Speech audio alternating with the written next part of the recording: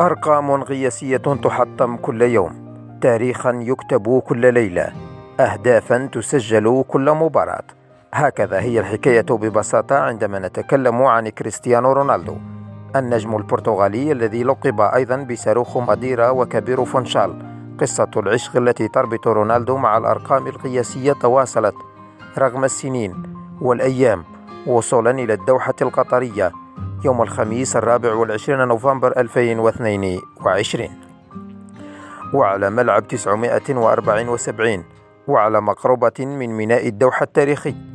كتب النجم البرتغالي كريستيانو رونالدو تاريخا جديدا عندما أحرز هدفا في الدقيقة 65 من علامة الجزاء في مرمى غانا.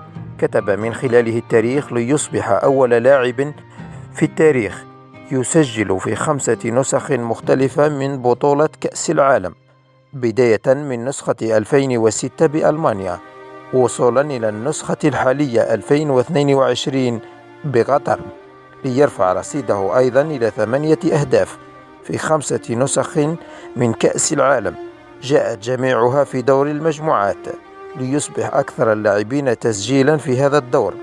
وبهدفه في مرمى غانا رفع رصيده أيضا إلى 118 هدفا في صدارة هدافي البرتغال. إذن قصة عشق رونالدو للأرقام القياسية متواصلة رغم بلوغه 37 عاما، فلسان حاله يقول دائما: فهل من مزيد؟